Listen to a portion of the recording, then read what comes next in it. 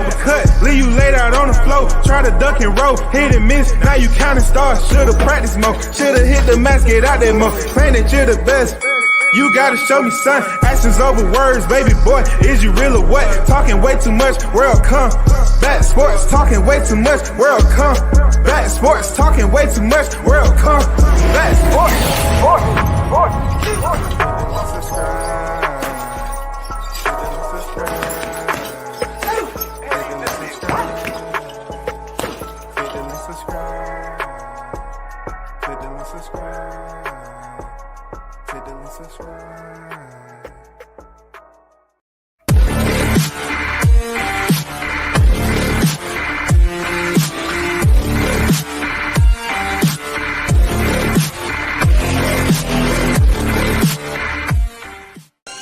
What up, it's your boy Roy Jones Jr. and right now you tune in to World Combat Sports.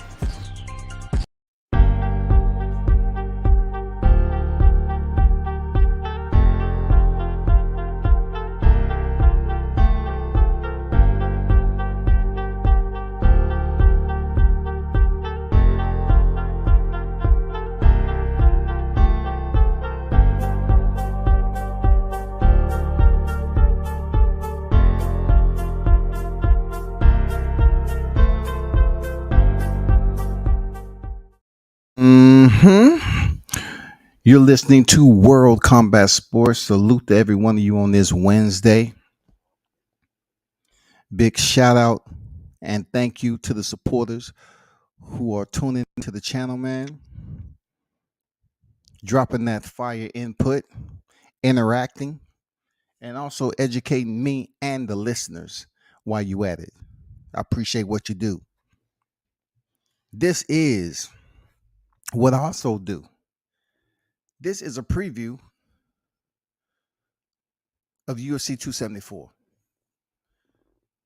Once again, this is a preview of UFC 274. This is what I do also. So I put the link in there because sometimes people lose thought that I actually cover MMA too. So therefore, we're going to rock and roll. This is going to be strictly MMA. You know what I'm saying? As much as I want to talk boxing, this is an MMA live. So I know I won't have that much traffic, but it's okay. As long as you hit the replay and then we can talk another day. You know what I'm saying? It's okay. UFC 274, the main event is going to be Oliveira versus Gaichy, the World Lightweight Championship. So who am I if I wouldn't take you through the entire process of the big names that's on the main card? You know what I'm saying? This card right here is pretty damn good. You know, we have 2 championship fights going on like the UFC love to do.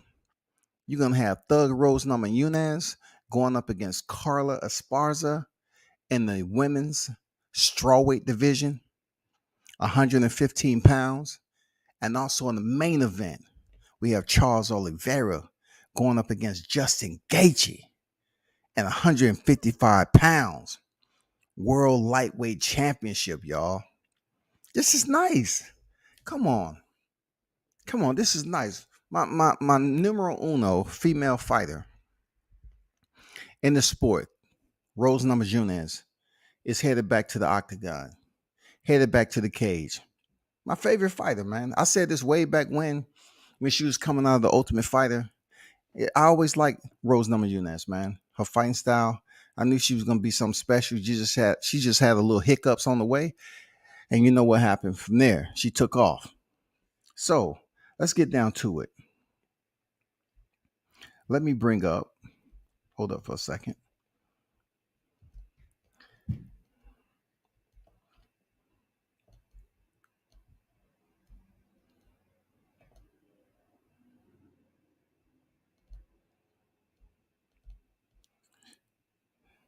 And, you know, this is a link that I put out there for those of you that want to come on and talk MMA, mixed martial arts, UFC 274 fight card, if you choose to do so. I know it's not going to be that much traffic when it comes to, you know, these other channels that talk strictly boxing, because they know when they click the link to talk about MMA, it's going to be just like boxing.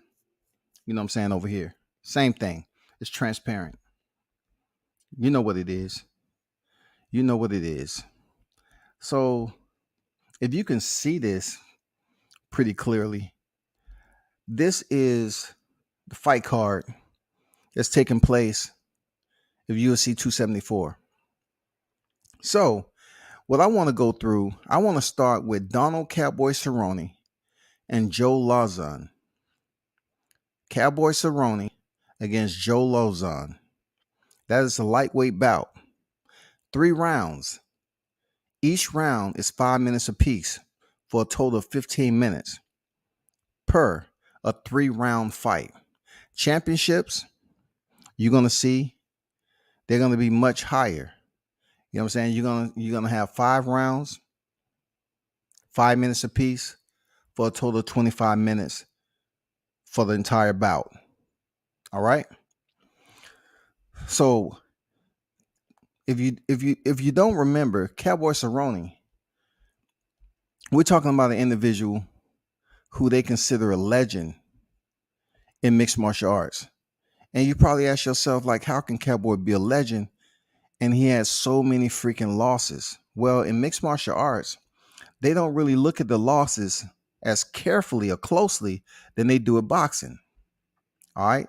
They look at who you fought. That's what they take a look at. They take a look at the names you've been in there with. So let's go to Cowboy Cerrone. Cowboy Cerrone is 36 victories, 16 defeats. 36 victories, 16 defeats. He's been in there with some of everybody. And you know what? He has yet to be able to conquer and win a UFC championship. He hasn't been able to, but he's collected some checks. He's collected some hell of a checks, man. He will be facing Joe Lazan. Remember what I said. He's 36 victories, 16 defeats. Joe Lazan is 28 victories, 15 defeats. Both of these guys are highly touted veterans, man. You know what I'm saying? Highly touted veterans. So let's go to Cowboy Cerrone, right?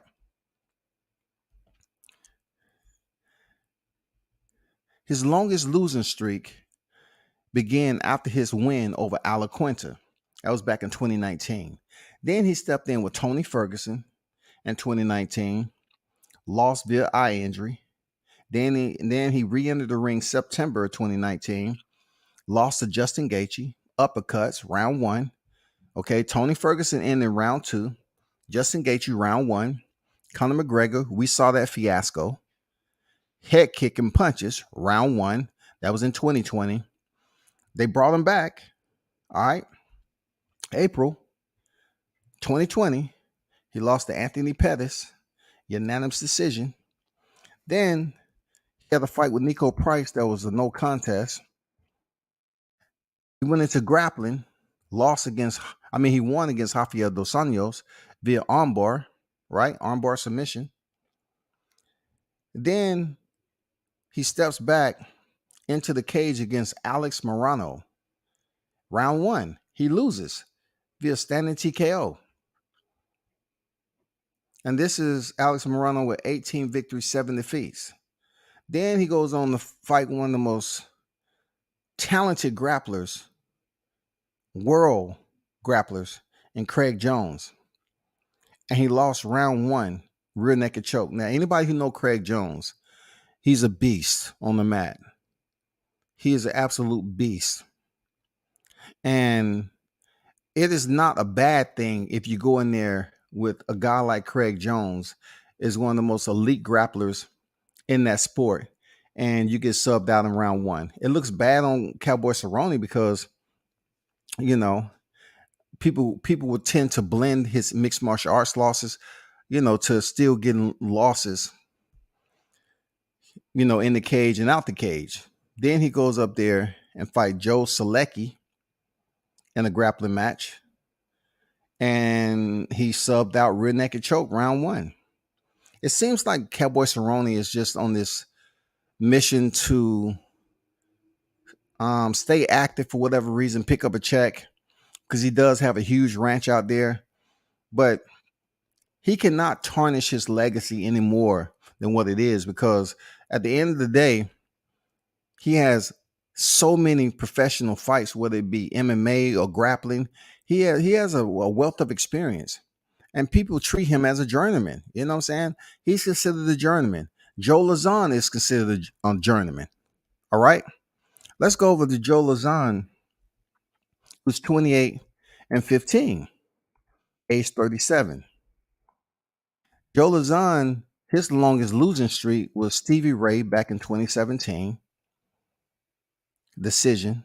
Clay Guida, the Carpenter, which everybody know, I mean, that follow MMA, that this dude wrestling ability was just high level, and he was a workhorse. Joe Lazan lost to him back in November 2017, round one via punches.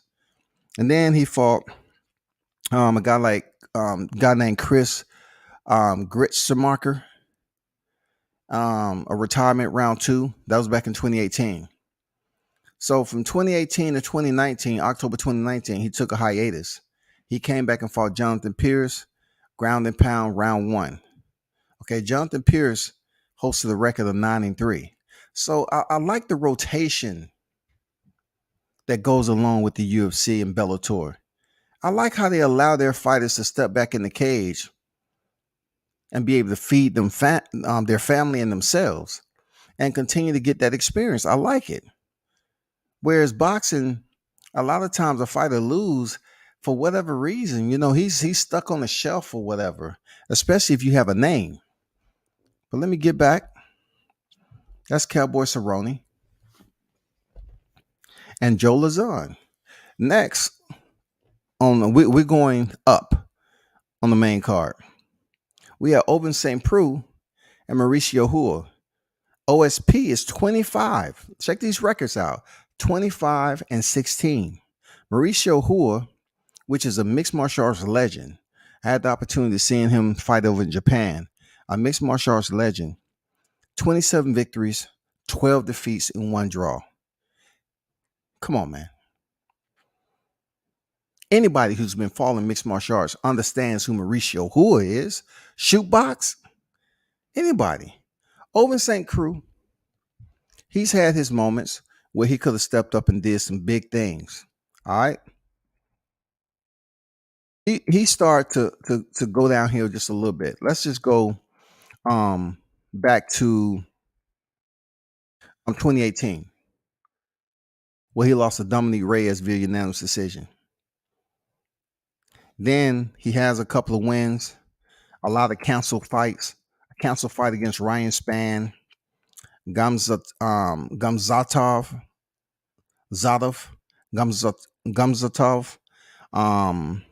and Kutlaba, all them cancel. And then he had a loss against Ben Rothwell. You know, from 2019, he steps back in there in 2020, and he loses against Ben Rothwell. And then Gamzatov, he has another council fight with him, again, for whatever reason. And then a council fight against Alonzo Mendenfield. This is all in 2020.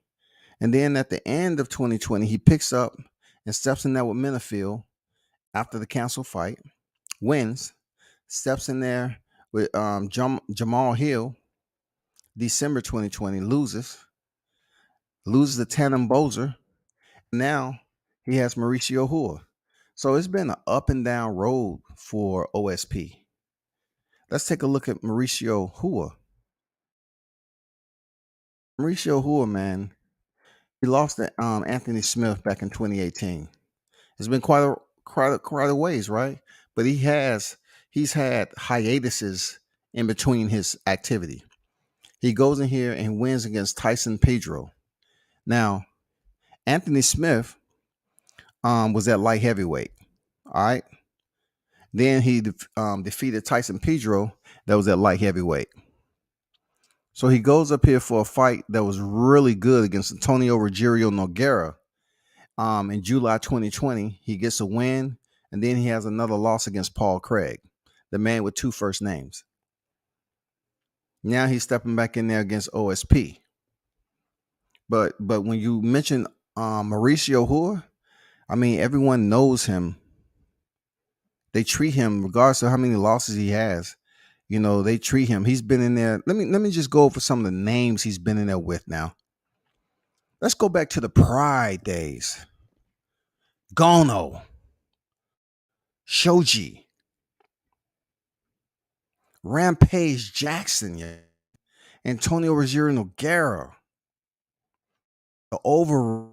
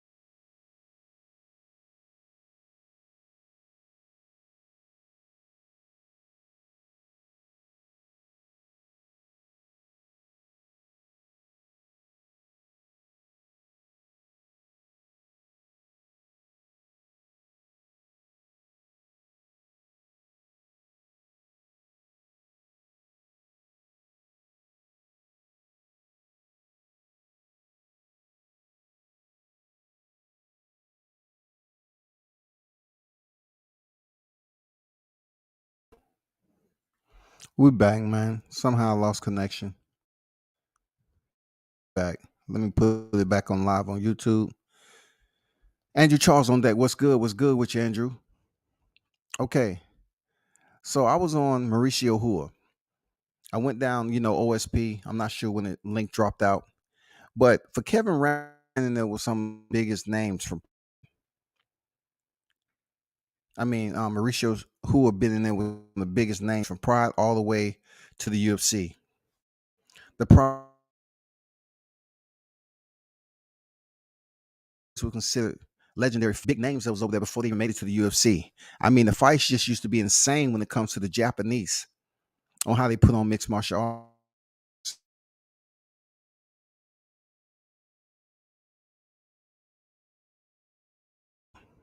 You know what I'm saying? Like Quinn Rampage Jackson, Antonio Nogueira, Alistair Overeem, Ricardo Arona, Mark Coleman. This is legendary resume this dude has. Kevin Rounderman.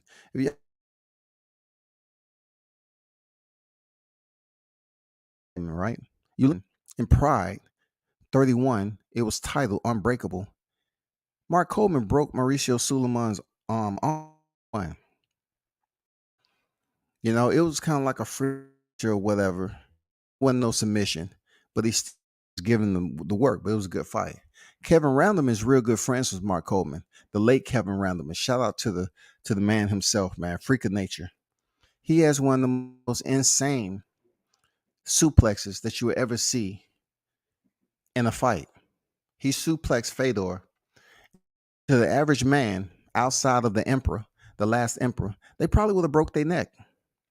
But Rounderman suplexed Fedor, which is one of the craziest damn slams you'll ever see. Outside of Rampage, slamming Ricardo Arona. We go on. Nakamura. And then Forrest Griffin. Mark Coleman again in the UFC. John Jones, Forrest Griffith again, Dan Henderson, Brandon Vera, Alexander Gustafsson. Come on, man. Dan Henderson again, OSP, Antonio Rosario Nogueira. Come on. This dude has one of the most insane resumes in mixed martial arts, y'all. And that is the one and only Mauricio Rua. How about to say Mauricio Suleiman? Mauricio Rua, 27 victories, 12 defeats. But he's scheduled to face off against OSP. All right. Let's keep it moving.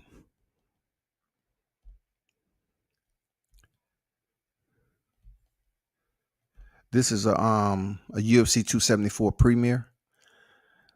So the next fight up the chain, this is the third fight, you know, the fight before the co-main event.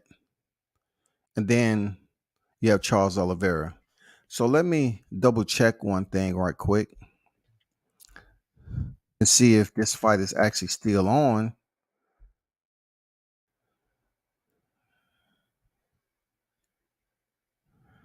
Let's see.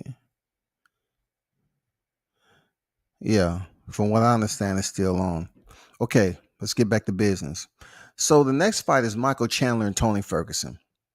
If y'all remember, Michael Chandler came over from Bellator, right? He was a champion over there, but he came off a fight with Ben Henderson. You know what I'm saying? You know, if you watch anything, you he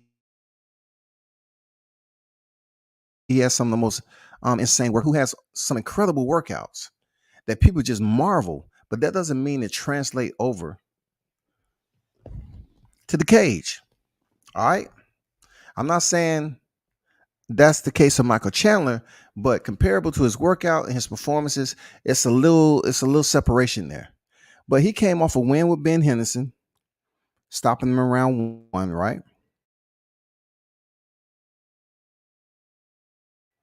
And he finally gets in UFC 257. People have been talking about Michael Chandler just like they was talking about Douglas Lima. It was like, man, if it's two people we want to see come over, we want to see Douglas Lima and we want to see Michael Chandler. You know what I'm saying? It was like, we want to see them. Michael Chandler fights in the 155-pound division. His first fight over, he fought Dan Hooker. All right? Dan Hooker has losses on his record. You know what I'm saying? Michael Chandler right now is hosting a record of 22 victories, 7 defeats. Dan Hooker, at the time he fought, he was hosting an MMA ledger of 20 victories, 9 defeats. But this is the backstory, right? Dan Hooker was looking for this fight to finally step in the cage and get his title debut. He wanted to get his championship debut, but they gave him the one and only Michael Chandler. And a lot of people felt that it wasn't such a mismatch. Dan Hooker had a chance because he can fight. Dan Hooker goes in there and get knocked out in round 1. I don't know if he was a bit, I wouldn't say fearful, but overwhelmed, you know, due to the hype of Michael Chandler coming over there. Like Justin Gaichy had hype too, but we're not talking about Justin Gaichy just yet. Justin Gaichy had hype, but Michael Chandler had hype coming over here too. He knocks him out. So what does the matchmakers do? Sean Shelby said, you know what, we're going to give him a title shot. We're going to give him a title shot. This title shot was for the vacant 155 pounds lightweight title, which Khabib Nurmagomedov just vacated after he defeated Justin Gaethje. Now check this out now. It's other people in line in the UFC who should have got this shot. But Michael Chandler knocks out someone who really haven't been kicking butt and taking names, and Dan Hooker. He gets the shot to go up there and face Charles Oliveira for the vacant lightweight championship. And look, people was pissed. They were saying, how in the hell this is happening? I mean, there was a hot division. Like, you have to understand how many names that Khabib Nurmagomedov ran through. He ran through Conor McGregor, Justin Gaethje, you know what I'm saying? Dustin Poirier. He ran through some names.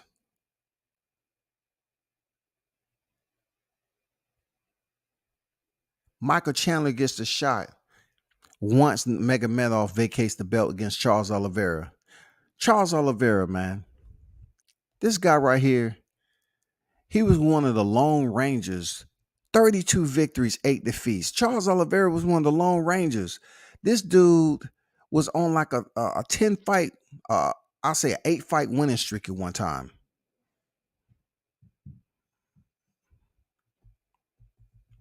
I'll say 8 to 10. Well, right now he's probably like on a 10 fight win streak. But he was greened up, right? He was winning all these fights, but he wasn't being considered for a title fight. He's been in there with some of the top names. You know what I'm saying? Clay Guida, Paul Fielder, Ricardo Lomas, Anthony Pettis. Now, I'm not saying all these will win. Mal Jury, when they was hyping him up. Max Holloway, the former featherweight world champion. Jeremy Stevens. You know what I'm saying? Nick Lentz. Tony Ferguson. Michael Chandler, Dustin Poirier, his 2 most recent fights. Let's talk about this. He goes in there and fights Michael Chandler for the vacant title. Okay? This is one of the most lethal grapplers in mixed martial arts. Charles Oliveira. One of the most lethal grapplers that you can see. But with any grappler, just like we seen with Damian Maia, they have to begin to work on their striking. So Charles Oliveira started to work on his striking, man, against a guy like Michael Chandler, who also was considered a striker, after he said, you know what, I don't want to be just titled as a wrestler all the time and trying to go for takedowns. Let me work on my striking. So, he started working on his hands a little bit, just as Charles Oliveira. But Charles Oliveira goes in there and stops Michael Chandler in round 2. Not with jiu-jitsu, not from a submission.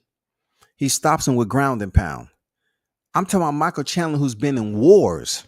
Him and Eddie Alvarez. He's been in freaking wars, man. He disperses of Michael Chandler in April 2021, and then December 2021, he gets Dustin Poirier. Now, I'm gonna try to keep this as clean as possible with Dustin Poirier. Dustin Diamond Poirier has been one of those guys who's had some of the most title invitations that you can imagine. They have gave Dustin so many title shots, man. So many title shots. Like I would say he did his best when he stepped in there against the featherweight champion, Max Holloway.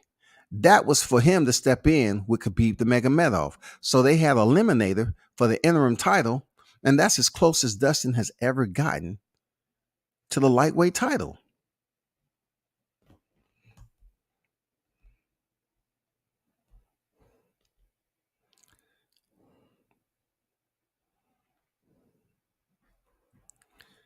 So you look at how Charles Oliveira attacked Dustin Poirier. He stopped Michael Chandler, who is a striker with strikes, right? This is mixed martial arts. So the offensive strategy that you choose is from head to toe. You have a lot more variety to delegate your striking authority against your opposition. He goes in there against Dustin Poirier, who is a stand-up striker, decent wrestler. You know what I'm saying? And he's another one that has names on his resume. Charles Oliveira goes in there and sub this man out in defense of his title, his first defense. They put him in there with Dustin Poirier. Yes, the same one who was subbed out in the 3rd round with Khabib Nurmagomedov. You know what I'm saying? Dustin Poirier's had plenty of opportunities. He gets subbed with a rear naked choke. You want to know the similarities? Khabib subbed him out with a rear naked choke also. You know what I'm saying? Khabib subbed him out when he had his championship opportunity, his invitation. He gets subbed out by Khabib. What round? Round 3, y'all. Once again, I do this. What round? Round 3. What round did Charles Oliveira sub him out? Round 3. This is after he's coming off a Dan Hooker win, a Conor McGregor 2 times. Conor McGregor win, he steps in there with Charles Oliveira and gets subbed out in the same round as he did when he fought Khabib Nurmagomedov. Moving on. Now he fights one of my favorite fighters, Justin Highlight Gaichy. I used to watch Justin Gaichy in the World Series of Fighting. When him and Luis Palomado used to go at it. Palomado is a champion in bare knuckle fighting right now. He's trying to be a champ and go for a second division to be the first to ever do it. But Justin Gaethje used to have incredible, crazy ass knock 'em, drag out wars over there, man. Throw caution to the wind. No fucking defense, no nothing. And then when he was getting the wins, because he came over here undefeated, when he was picking up those wins, he would do a backflip layout off the top of the cage. Beautiful. Landed, everything. Beautiful. Justin Gaethje came over to the UFC in 2016. And they made him go through the Ultimate Fighter. And he won against Michael Johnson, which that was a freaking, oh my God, that was a punch fest forever and a day. He won, he beat Michael Johnson in 2017, July, via punches in round 2. Now he steps up to the plate. This is what I like about what he did vice Michael Chandler. All right. I felt that Justin Gaethje was just as good as Michael Chandler. When Justin Gaethje came over here, he fought a tough guy, Michael Johnson, and defeated him.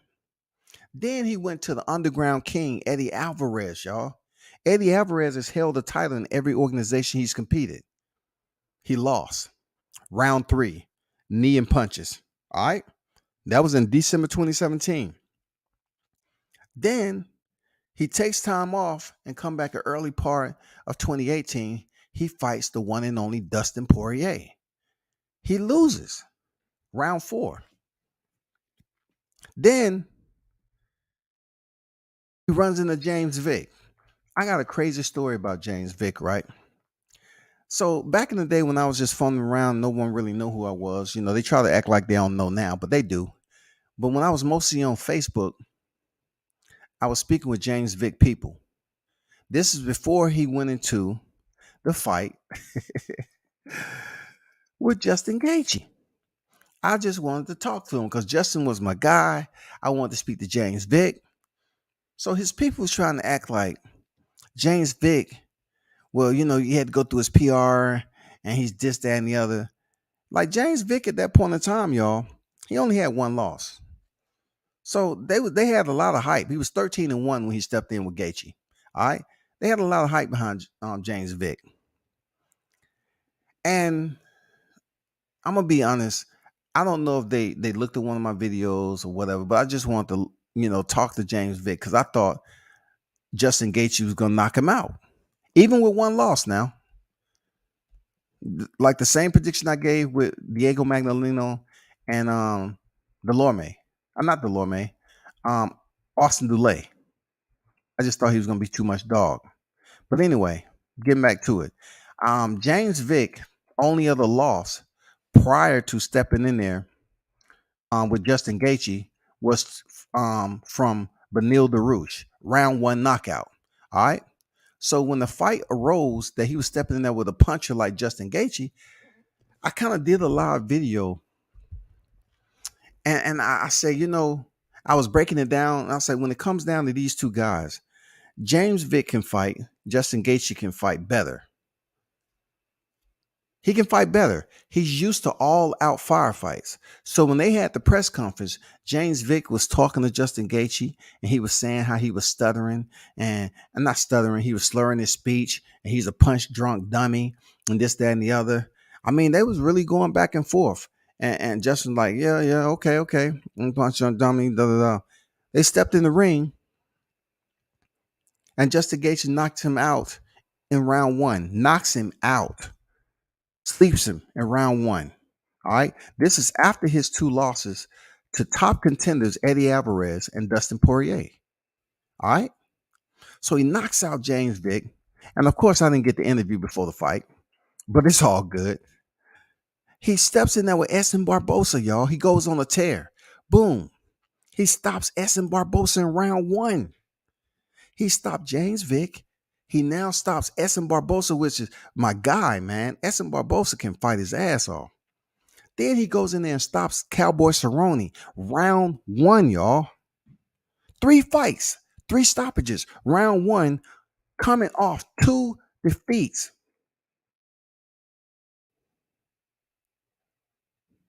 This is a part of the love that I have for mixed martial arts, especially how they allow their fighters to compete.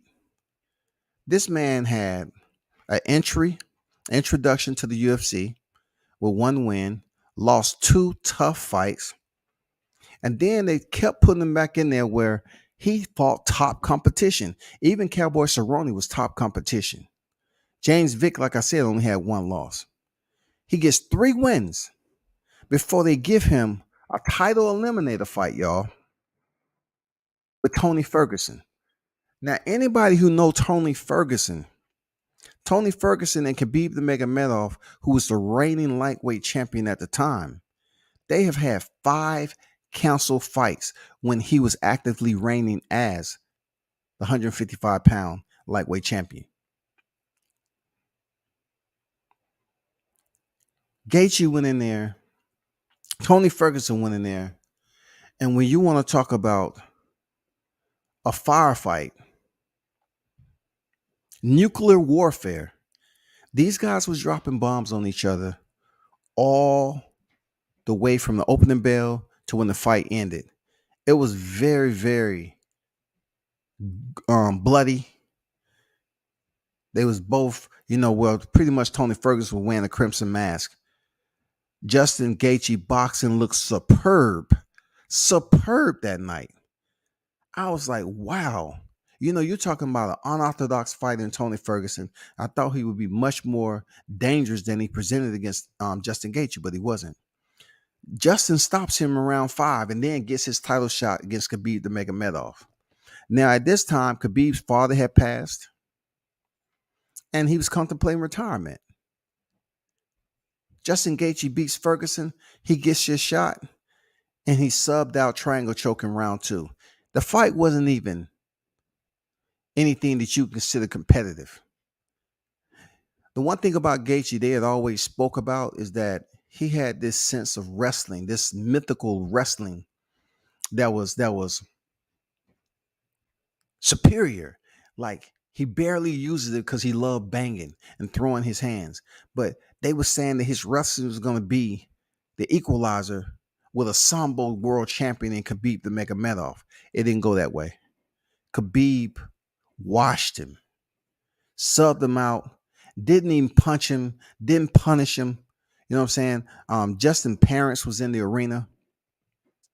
Khabib respected Justin by just subbing him out, not even freaking punishing him into submission. Subbed him out in round 2. And that was in October 2020. So Justin Gaethje took time off, man. During that time, the stuff was going on like, well, how am I going to work myself back up? All that, because Khabib retired after that, right? So the good thing I like about this too is that you can get a title shot and lose the title shot. But that doesn't mean they throw you at the bottom of the motherfucking barrel.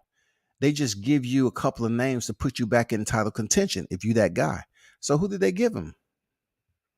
They gave him Michael Chandler. You remember when I was talking about how Michael Chandler came over here and knocked out Dan Hooker, and then he got the immediate shot with Charles Oliveira and was stopped? So one person that was hot about this shit was Justin Gaichy. So Justin Gaichy gets his shot with Michael Chandler. People, when I tell you, I don't know how long it's gonna be with Justin Gaichy before he totally has realistic and you cannot understand. But dude is one of my favorite fighters because of how he goes about giving you straight up chaos and mayhem. That's what Justin Gaethje gives, and that's what he gave us with Michael Chandler. Damn, you want to talk about a fight? Oh my god! If y'all can hit the replay on the highlights of that fight, unbelievable, unfreaking believable. 4-ounce gloves, man. It probably wasn't any padding. They was just rocking sock'em no robots in there. Punch for punch, wheel for wheel. It was a damn good Justin Chandler. And Justin Gaethje won a unanimous decision. Now, look, this was October 2020. Now we in May 2022, and he's had one fight, people. Justin Gaethje had one fight, a title fight with Khabib the Nurmagomedov back in October 2020. He's had one fight, and that was Mike Chandler. November last year, Oliveira. I love it. I love it. Velocity Cuss, you right.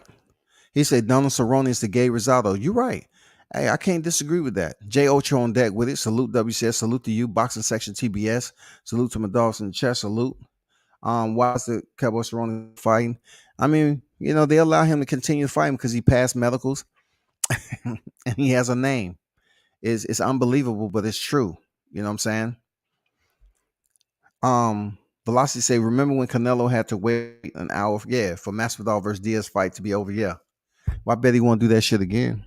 But that was not more so Masvidal and Diaz. It was more so the UFC because people was tuned in so much.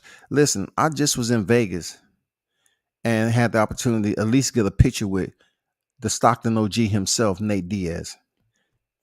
And I'm gonna tell you, like, I was watching Diaz when he was still fighting as a kid, grown men. And to see him and the people that was around him, how cool he was. Like, I actually walked up in the middle, like it was his entourage. And I was talking my shit, I was talking to him. He said, "Oh, yeah, no doubt. You know how Nate did. Oh, no doubt." I said, "Can I get a picture?" No problem. Boom, took the picture, and I gave him his love, man, and bounced. But back to the game. Justin Gaethje gets his shot again with Charles Oliveira this weekend. I'm just curious to how that's going to play out. Now, I told you Charles Oliveira is a very lethal, dangerous grappler. Justin Gaethje has been touted as having this mythological wrestling ability. We haven't been able to see it because he's steadily throwing hands. You know what I'm saying? He's steadily standing up striking. If he puts on a striking clinic like he did Tony Ferguson, Charles Oliveira would definitely go to his grappling. Definitely go to his grappling.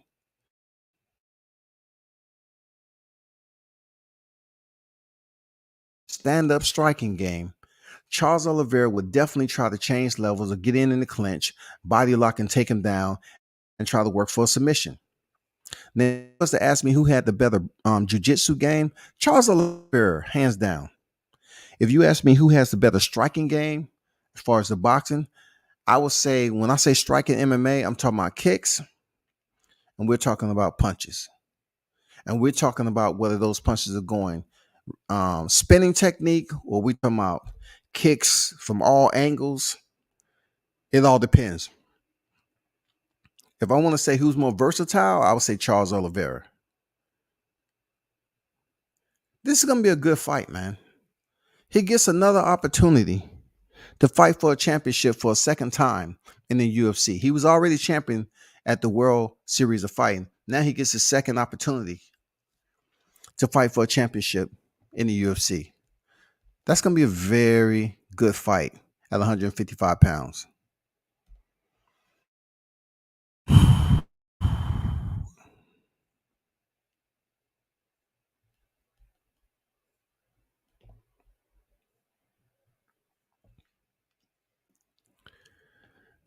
I left my girl for last.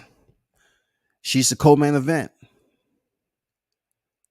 The reigning defending strawweight champion, Doug Rose Namajunas, going in there against Carla Esparza.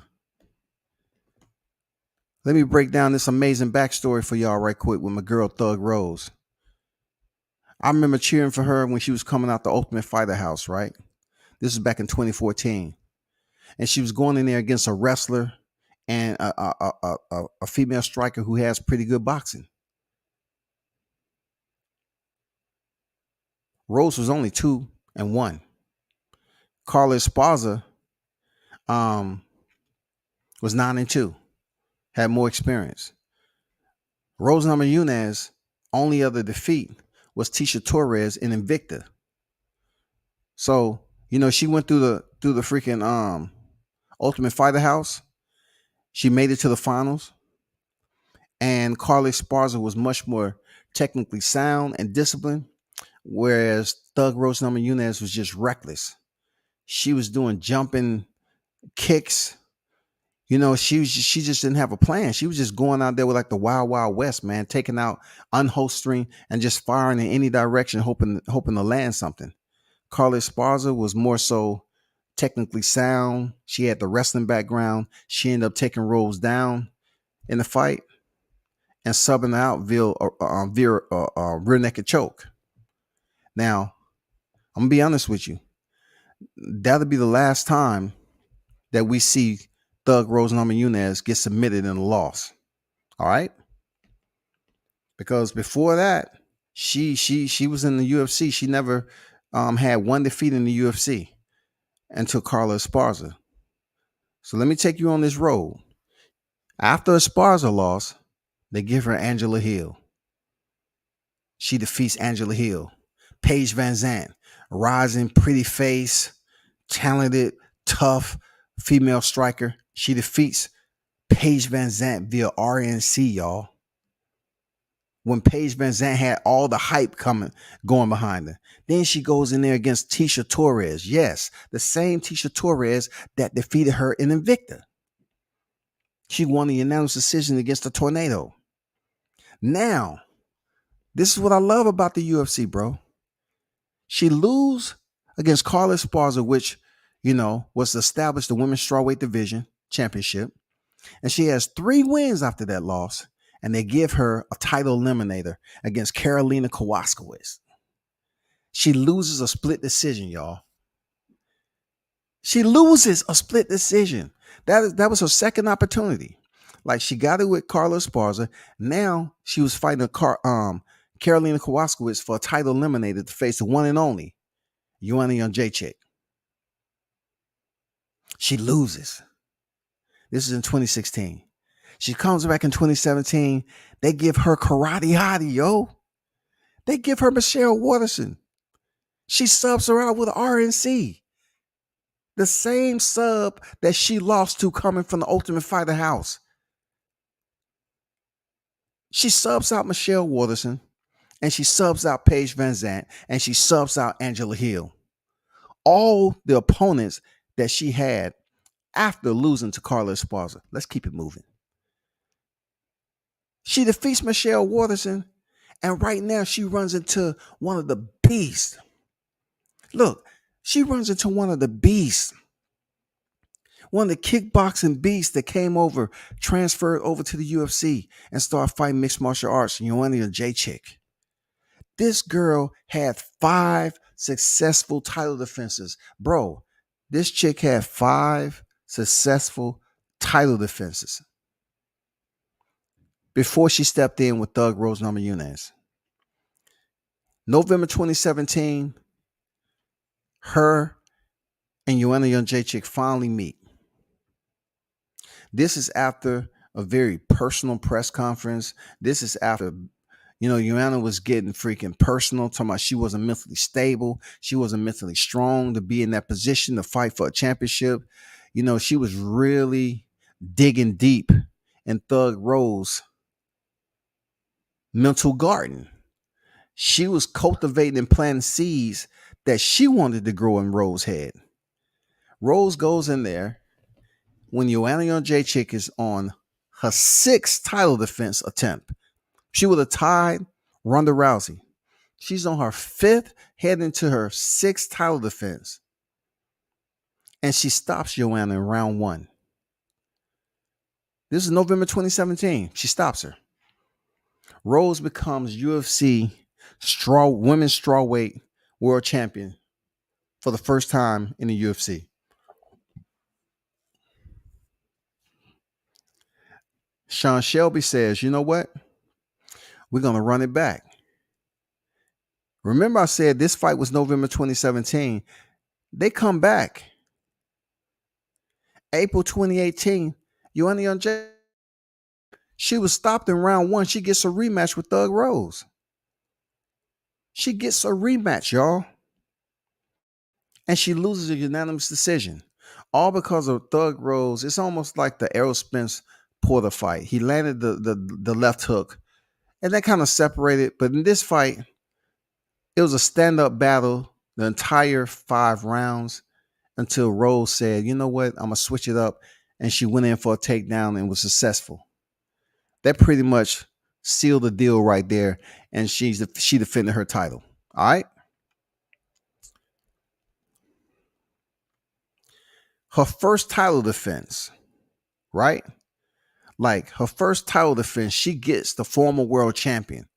She wins a unanimous decision.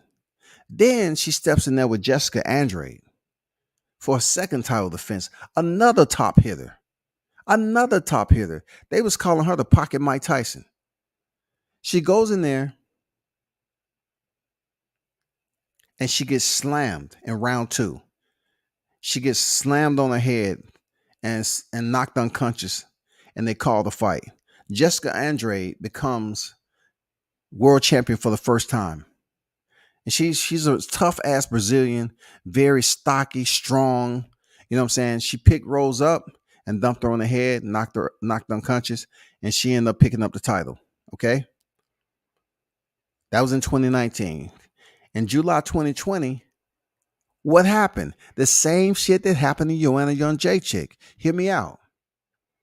Joanna Jędrzejczyk was stopped in round 1. She got an immediate rematch. She lost that. Then, when Thug Rose defended her title for a second time, she lost. But yet, they gave her a rematch against Jessica Andrade. Rose won a split decision. Then they put her in there with who? The next up-and-coming fighter, Wally Zhang. And you say, who the fuck is Wally Zhang? Wally Zhang had one significant fight in the UFC before she got a title shot, y'all.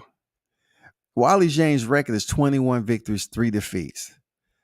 When she first came over there, it was a lot of hype with her. You know what I'm saying? It was a lot of hype with Wally Zhang. But the one significant fight that she had before stepping in there with Rose Namajunas was Joanna Jędrzejczyk, somebody that Rose had already beat. Also, she had a record, Jessica Andrade, who Rose had already beat. Also, she had on there Tisha Torres, who already beat. But the big significant name, the one significant name was Joanna Jędrzejczyk. She won a split decision. Then she gets Thug Rose Namajunas. And one of those deals where, you know, they're hyping up Wally Zhang because she's just coming off her championship win against Jessica Andrade. You know what I'm saying? Jessica tried to go in there and fight Wally Zhang hand for hand, punch for punch. Jessica ended up getting stopped. Then look at the UFC. They just running through this strawweight division. Look what they do. After she stops Jessica Andrade, they give her Joanna Jacek, a girl who lost her title in round one, then turned around and lost again. They set her up for another title shot with Wally Zhang. Wally Zhang wins via split decision. Look what the UFC does again. They throw in her second title defense against Rose Namajunas. So Rose Namajunas and Wally Zhang lock up. This was crazy. This was a crazy revelation right here, because it just seems like, how they rotate these names in the women's strawweight division is just amazing. Rose Namajunas had her highlights, right? One of the biggest highlights was her defeating Joanna Jacek. And she ended up losing it to Jessica Andrade, being tossed on the head. But Rose always had this mystique about her that she was very special as a fighter. So when she stepped in against Wally Zhang, the big question of the day was if she was mentally tough to handle all this. She goes in there and she stops Wally Zhang one round with a left high kick, similar to that of Holly Holmes, landing that kick on Ronda. The fight is over. Wally Zhang gets up. She's on wobbly legs. And she's upset. She thought that they had robbed her because she was the first Chinese, champion. But that wasn't the case. Rose knocked her out. She landed the left high kick. She was able to close down and land some strikes, which on first. That was in April 2021. They returned back to the cage November 2021 for what? Wally Zhang to get another shot at Rose Namajunas. The same thing they did with Joanna Jacek. You know what I'm saying? So Wally Zhang goes in there and she loses again via split decision, man. In this time that Rose landed that first round high kick, she becomes the first female champion to lose her title and regain it. She wasn't the first, to, I mean, you could say she was the first to really make history the way she did. With the journey that she did, but she became the first woman to lose her world title and regain it. She regained it in stopping Wally Zhang in the first round.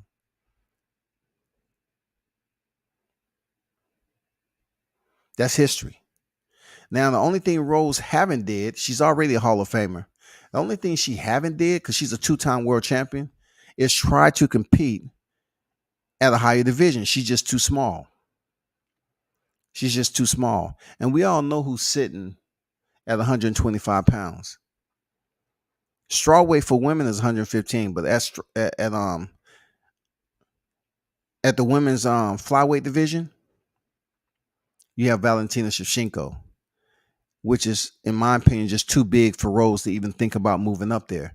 Even though Jessica Andrade has and Joanna Jacek has, they moved up and they tried their hand up there and they weren't successful.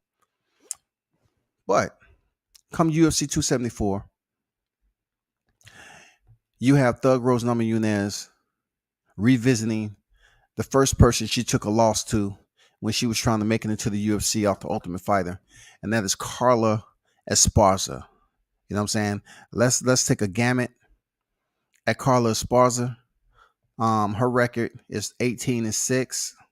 She's had her ups and downs, but she's still a reputable name. You know what I'm saying? She has Juliana Lima, Randa Marcos. She had a loss to. Morose, she won. Cynthia Carvalho, if you remember her, she had a lot of hype behind her. She won the decision. Claudia Cadelia, she had a loss to her, and then back to back. Tatiana Suarez, the wrestler, she lost ground and pound. And then she returned and she picked up about how many wins? 4, 5 wins. And then went in there to a grappling match. Now she's back in there with Rose Namajunas. This is gonna be a good fight, man. You have the wrestler versus the grappler. Both of these women can strike. You know what I'm saying? So I really can't say wrestler versus grappler wholeheartedly, but both of these women can throw down. Esparza has legit wrestling, and Rose Namajunas has legit BJJ. It may be a stand-up fight. Hand to hand. It may be a stand-up fight. But I like this. I like the way this is set up, man. I like it. You know what I'm saying? I like this whole, Rose Namajunas and Carla Esparza as a co-main event, and Charles Oliveira and Justin Gaichy as the main event. I like it. Real talk. So that's my 274 premiere, UFC 274 premiere on that fight card. It's going down this weekend. And let me get to the chat. Appreciate y'all pulling up. Ben Israel, salute to you. Say Shalom, WCS is man down today, tomorrow, forever. Yes, in your world, we understand that. But this was a mixed martial arts live, man. You know I gotta pop in and remind them what I do outside of boxing. Man, appreciate y'all pulling up. Hit the replay. It's all good if y'all didn't want to listen to it. But you know what it is with WCS boxing, mixed martial arts. You know how it is, man. Y'all must have got. Turn up and tune in to World Combat Sports. I'm out.